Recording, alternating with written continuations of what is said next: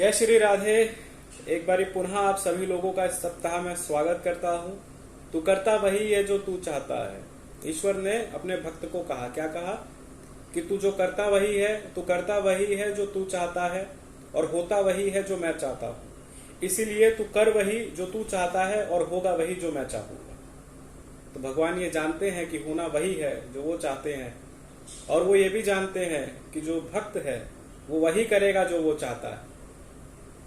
तो नमस्कारम, आप सभी लोगों का मैं पुनः इस सप्ताह स्वागत करता हूं पठन, चिंतन और मनन के इस क्रम में। आज हम अष्टादशों यानी कि 18वें अध्याय श्रीमद् भगवद गीता का अंतिम जो अध्याय है वहां हम पहुंच गए हैं।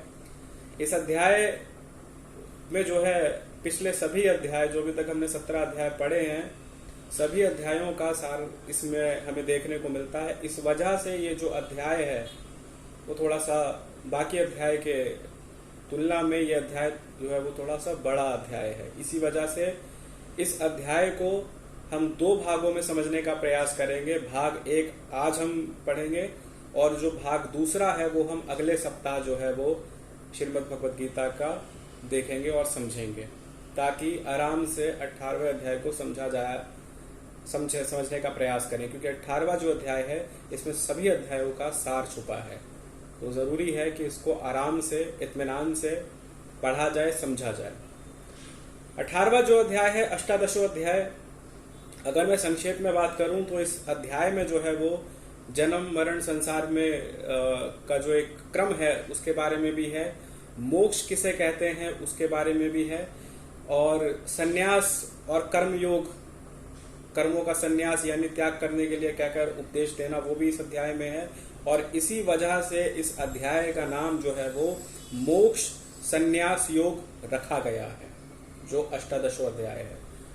तो आइए चलते हैं और 18वां जो अध्याय है, अष्टादशों जो अध्याय है, उसके पहले श्लोक जो कि अर्जुन के द्वारा प्रारंभ होता है उसको हम समझने का प्रयास करते हैं।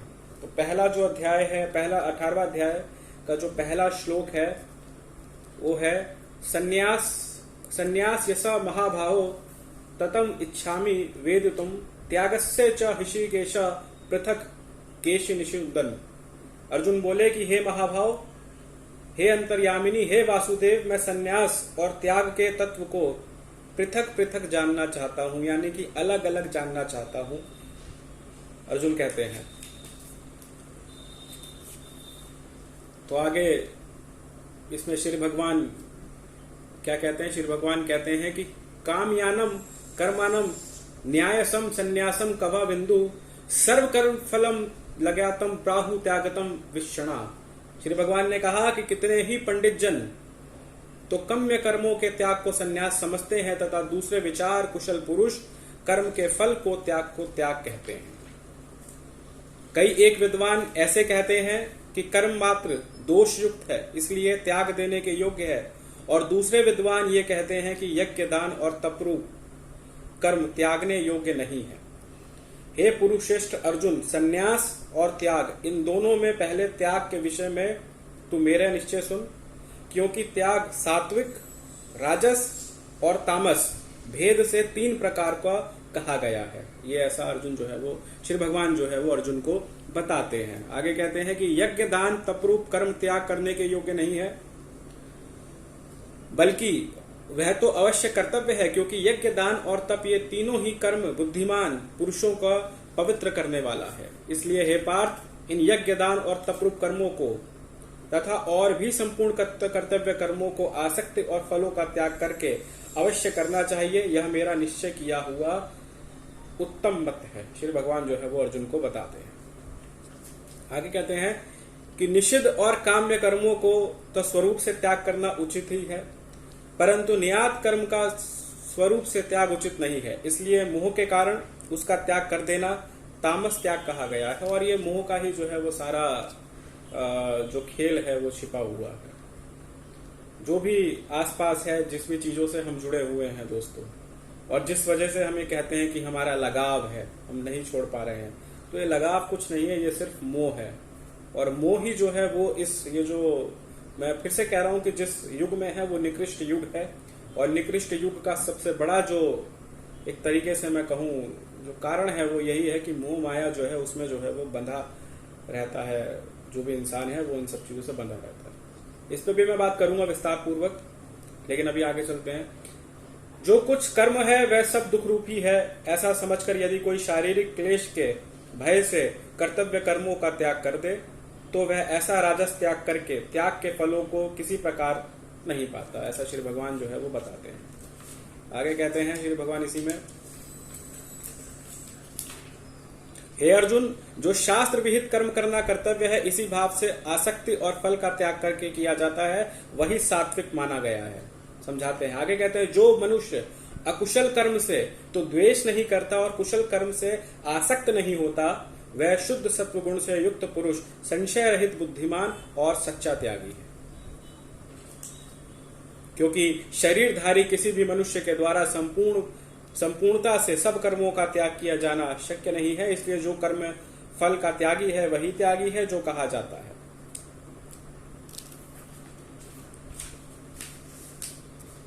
आगे कहते हैं कि कर्म फल का त्याग ना करने वाले मनुष्य के कर्म को तो अच्छा बुरा और मिला हुआ है, ऐसे 3 प्रकार का फल मरने के पश्चात अवश्य होता है, किंतु कर्म फल का त्याग कर देने मनुष्य के कर्मों का फल किसी काल में भी नहीं होना है।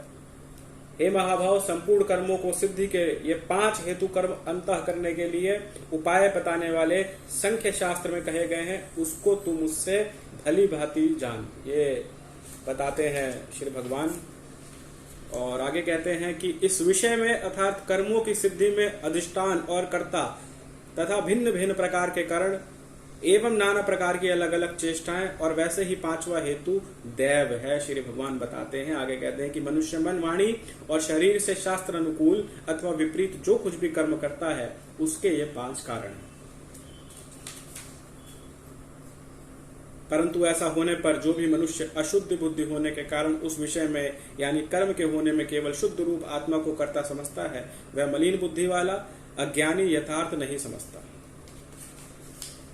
जिस पुरुष के अंतःकरण में मैं करता हूं ऐसा भाव नहीं है तथा जिसकी बुद्धि सांसारिक पदार्थों और कर्मों में लिपायमान नहीं होती, वह पुरुष इन सब लोगों की मारकर भी वास्तव में ना तो मरता है ना पाप से बंधता है। ऐसा श्री भगवान बताते हैं। और आगे जो कहते हैं, ज्ञान, ज्ञाता और ज्ञेय यह 3 प्रकार की कर्म प्रेरणा है और कर्ता, कारण तथा क्रिया यह 3 प्रकार का कर्म संग्रह है। मैं दोबारा से आपको समझाने का प्रयास करता हूं। ज्ञान, ज्ञान और ज्ञेय, ज्ञाता, ज्ञान और ज्ञेय यह 3 प्रकार की कर्म प्रेरणा है और कर्ता, करण और क्रिया यह 3 प्रकार का कर्म संग्रह है। गुणों की संख्या करने वाले शास्त्र में ज्ञान, कर्म और कर्ता गुणों के भेद से 3 प्रकार के ही कहे गए हैं, उसको भी तुम मुझसे भली बात सुन। और आगे जो इसमें अगला जो श्लोक आता है वो आता है कि सर्वभूतेषु येन एकम भावम अव्यम इक्षते अविभक्तम विवितेषु तथा ज्ञानम विद्धि सात्विकम। इसका हिंदी अनुवाद है कि जिस ज्ञान से मनुष्य पृथक पृथक यानी कि अलग अलग सब भूतों में एक अविनाशी परमात्मा स्वभाव को विभाग रहित स्वभाव से स्थिति देखता है, वह उसको ज्ञान तू सात्विक ज्ञान मान। किंतु जो ज्ञान अर्थात जिस ज्ञान के द्वारा मनुष्य संपूर्ण भूतों में अलग अलग प्रकार के नाना भावों को अलग अलग जानता है, उस ज्ञान को तू राजस जान। परंतु जो ज्ञान एक कार्य रूप शरीर में ही संपूर्ण के सदृश आसक्त है तथा जो बिना मुक्ति वाला सात्विक अर्थ से रहित और तुच्छ है, वह तामस कहा गया है। जो कर्म शास्त्र विधि से नियत किया हुआ है और कर्तापान के विमान रहित हो तथा फल ना चाहने वाला पुरुष द्वारा बिना राग द्वेष के किया गया हो, वह सात्विक कहा जाता है। ऐसा श्री भगवान बताते हैं। परंतु जो कर्म बहुत परिश्रम से युक्त होता है तथा भोगों को चाहने वाला पुरुष द्वारा वह अहंकार युक्त पुरुष द्वारा किया जाता है, वह कर्म राजस कहा गया है। जो कर्म परिणाम, हानि, हिंसा, सामर्थ्य को ना विचार कर केवल अज्ञान से आरंभ किया जाता है, वह तामस कहा जाता है। श्री भगवान बताते हैं, जो कर्ता संग्रह रहित, अहंकार से वचन ना बोलने वाला, धैर्य उत्साह से युक्त तथा कार्य के सिद्ध होने और होने में हर्ष शोक आदि विकारों से रहित है, वह सात्विक कहा जाता है। और जो कर्ता आसक्ति से युक्त कर्मों के फल को चाहने वाला लोभी है तथा दूसरों को कष्ट देने के स्वभाव वाला, अशुद्धचारी और हर्ष योग से लिप्त है, वह राजस कहा गया है। और इस संबंध में तामसकर्ता के लक्षण बतलाते हैं। क्या है तामसकर्ता के लक्षण, तो वो देखते हैं। जो कर्ता आयुक्त शिक्षा से रहित, घमंडी, धूर्त और दूसरों की जीविका का नाश करने वाला तथा शोक करने वाला, आलसी और दीर्घसूत्री है, वह तामस कहा जाता है। ऐसा श्री भगवान जो है वो बताते हैं। आगे कहते हैं कि हे धनंजय, अब तू बुद्धि को और धृतिका भी गुणों के अनुसार 3 प्रकार के भेद मेरे द्वारा संपूर्णतः विवाह कहे जाने वाला सुन। और हे पार्थ, जो बुद्धि प्रवृत्ति मार्ग और निवृत्ति मार्ग को, कर्तव्य और अकर्तव्य को, भय और अभय को तथा बंधन मोक्ष यथार्थ जानते हैं, वह बुद्धि सात्विक है। ऐसा जो है वो बताते हैं। हे पार्थ, मनुष्य जिस बुद्धि के द्वारा धर्म और अधर्म को, कर्तव्य और अकर्तव्य को भी यथार्थ नहीं जानता, वह बुद्धि राजसी है। ऐसा श्री भगवान बताते हैं।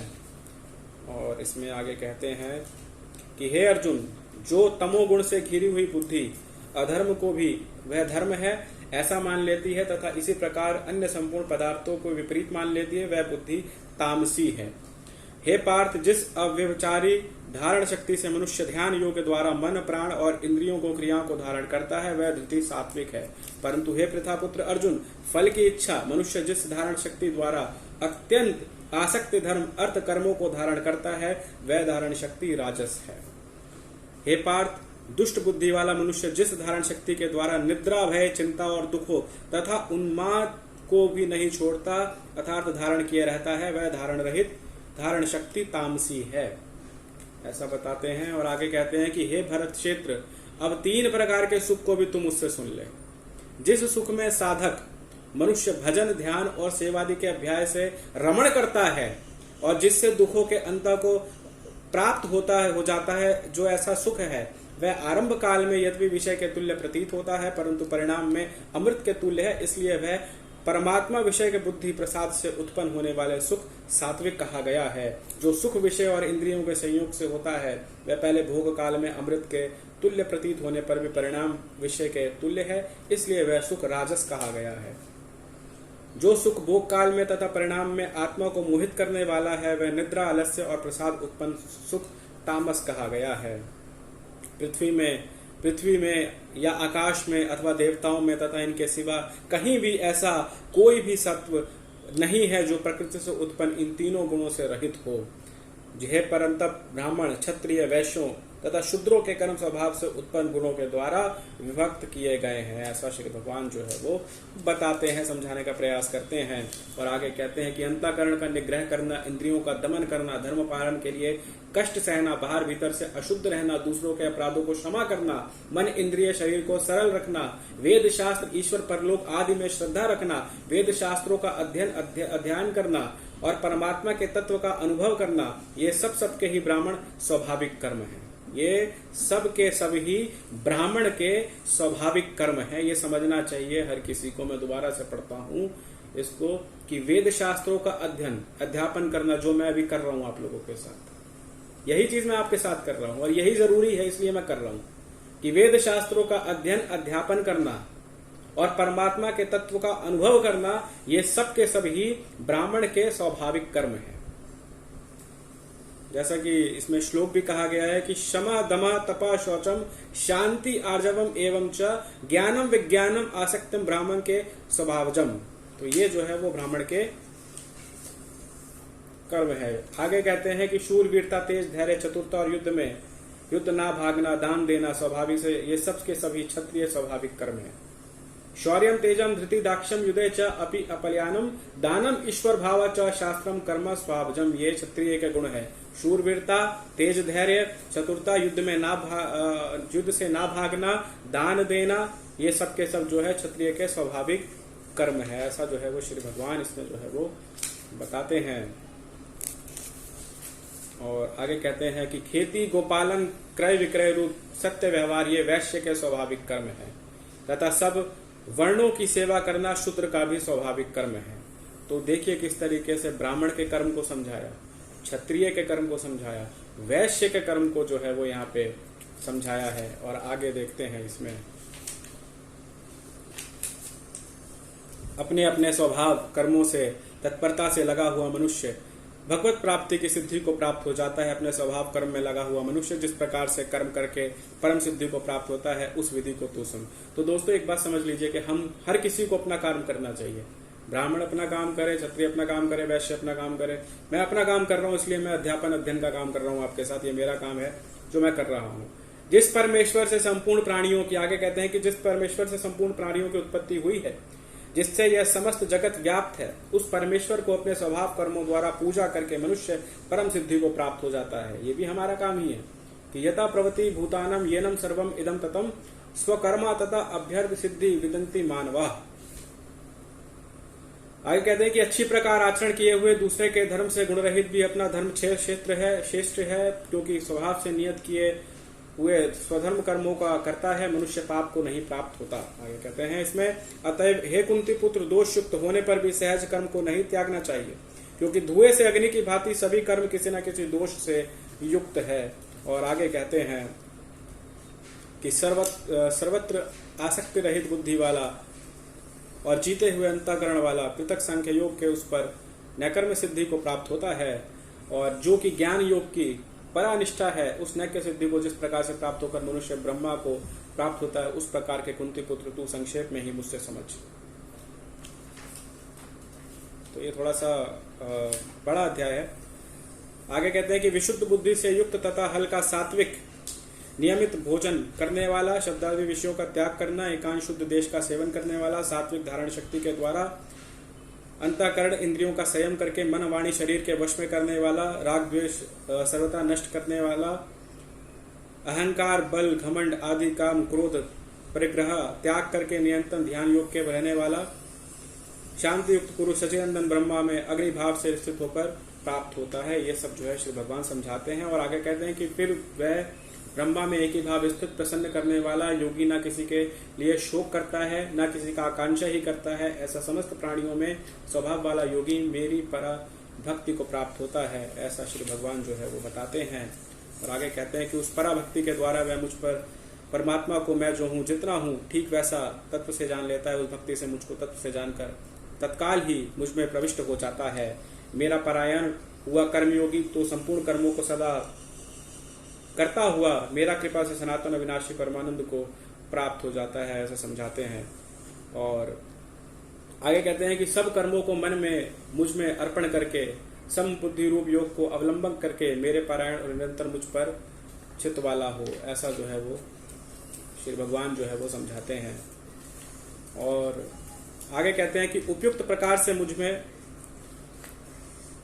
चित्त वाला होकर ना मेरे कृपा से समस्त संकटों का अनायास है पार कर जाएगा। यदि अहंकार के कारण मेरे वचनों को ना सुनेगा तो नष्ट हो जाएगा, अर्थात परमात्मा से भ्रष्ट हो जाएगा। तो यहीं पर जो है आज के इस वीडियो को मैं रखना चाहूंगा। अगला जो 18वें अध्याय का जो अगला भाग है वो हम अगले सप्ताह जो है वो देखेंगे, क्योंकि एक वीडियो में ज्यादा लंबा करना ठीक नहीं है। तो अगला जो है वो आगे का जो है वो अगला भाग हम अगले सप्ताह देखेंगे।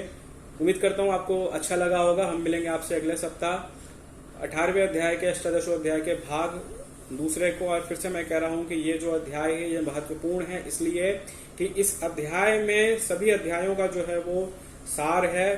जो भी तक हमने 17 अध्याय पढ़े उन सबका सार इसमें है।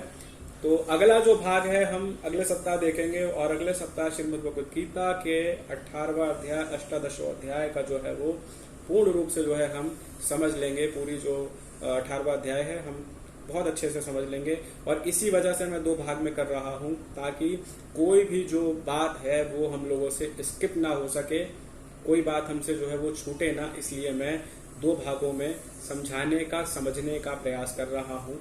तो जय श्री राधे, ध्यान रखिएगा।